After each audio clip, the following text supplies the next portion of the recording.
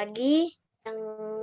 Assalamualaikum warahmatullahi wabarakatuh. Yang terhormat Bapak Dr. Haji Sugianto ST, MM, CMA, CFRM, CT, CHT. Kami dari kelompok 5 ingin mempresentasikan modul pertemuan 11 yang berjudul inflasi. Saya bernama Ezra Nur Alifa Jenny dengan NIM 20 10 11 200 746. Berikut dua anggota kelompok saya. Nama saya Erika Monalisa dengan NIM 20 10 11 20 17 48. Nama saya Ernesti Tamara dengan NIM 20 10 11 200 519.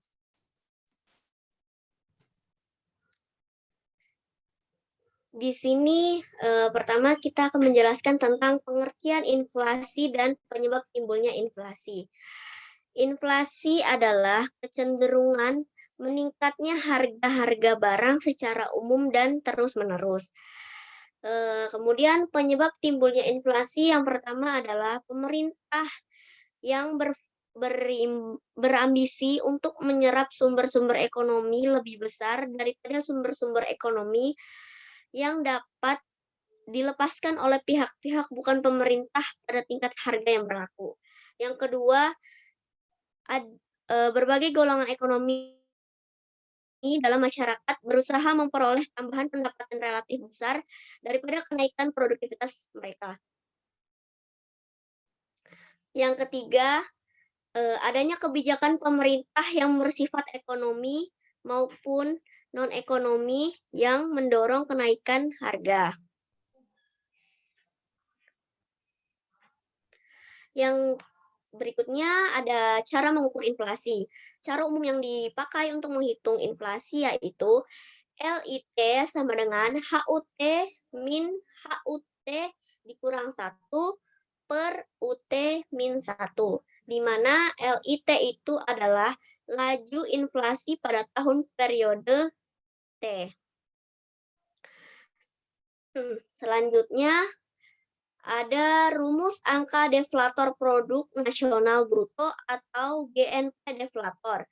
Diformulasikan sebagai berikut. AD sama dengan IYB per YK, di mana AD itu angkatan deflator produk nasional bruto atau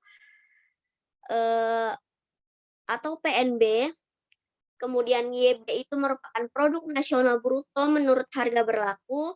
YK merupakan produk nasional bruto yang menurut harga konstan. Selanjutnya ada rumus menghitung laju inflasi.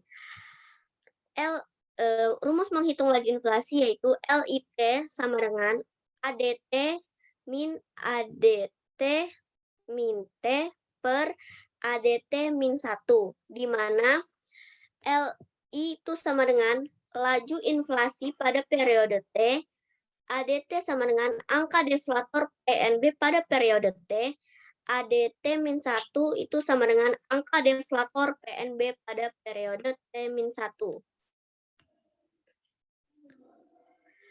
Selanjutnya ada indeks harga konsumen. Dirumuskan sebagai berikut. LIT sama dengan IHKT min IHKT min 1 per IHKT min 1 sama dengan 100. Di mana LIT itu sama dengan laju inflasi pada periode T, IHKT sama dengan indeks harga konsumen periode T, IHKT min 1 itu merupakan indeks harga konsumen periode T min 1.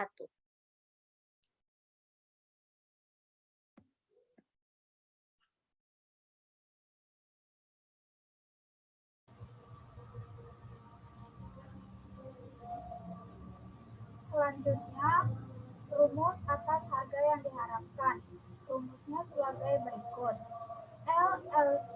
LITE sama dengan HET plus 1 sama dengan HET per HT dikali 100. Di mana IT EHET min 1 sama dengan laju inflasi yang diharapkan min 1 sama dengan atas harga penghargaan pada tahun T plus 1. HT sama dengan atas harga yang berlaku pada tahun T. Selanjutnya, indeks harga dalam dan luar negeri dirumuskan sebagai berikut.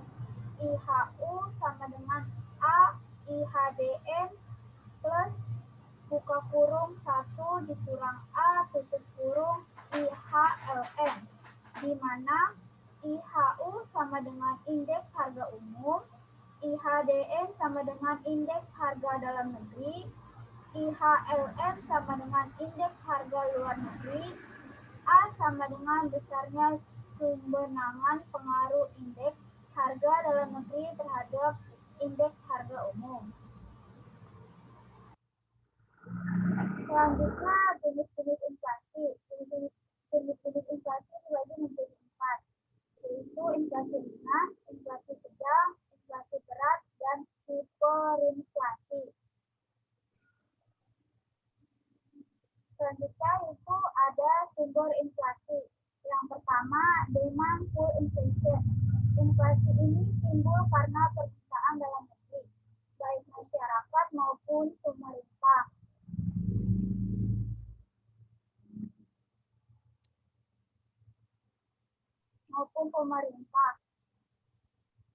Akan berbagai barang sangat kuat dan besar serta melebihi keluaran atau output yang ada dalam perekonomian tersebut.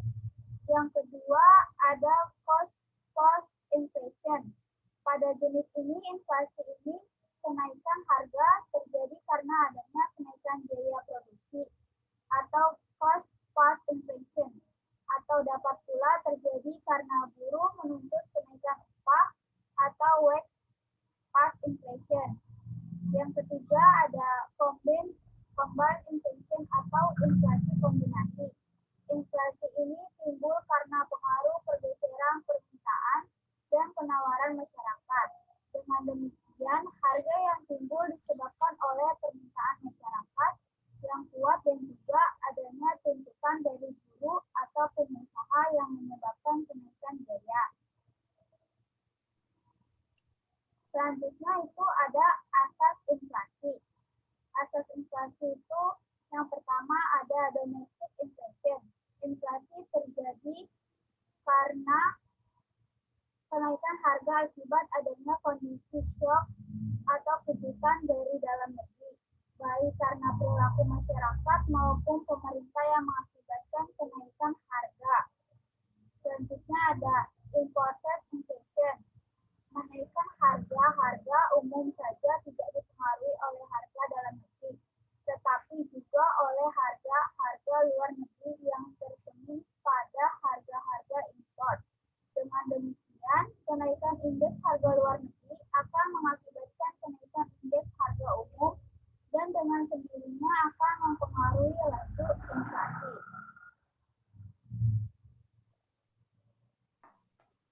Selanjutnya ada teori inflasi. Berkembang sampai saat ini, pandangan pertama berdasarkan pada teori kuantitas dan pandangan lain berdasarkan pada teori Keynes. Pertama, teori kuantitas. Kedua, teori Keynes dan teori tekanan biaya atau cost push theory. Yang ketiga, teori strukturalis. Keempat, teori inflasi model kurva Phillips. Soal kuantitatif. Yang ke-1, apa yang dimaksud dengan inflasi? Inflasi adalah kecenderungan meningkatnya harga-harga barang secara umum dan terus-menerus. Kenaikan harga satu atau dua barang tidak bisa disebut sebagai inflasi, kecuali jika kenaikan harga barang itu mengakibatkan harga barang lain menjadi ikut naik. Kedua, apa saja penyebab yang menimbulkan inflasi?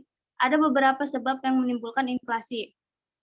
Yang pertama, pemerintah yang terlalu berambisi untuk menyerap sumber-sumber ekonomi lebih besar daripada sumber-sumber ekonomi yang dapat dilepaskan oleh pihak-pihak bukan pemerintah pada tingkat harga yang berlaku.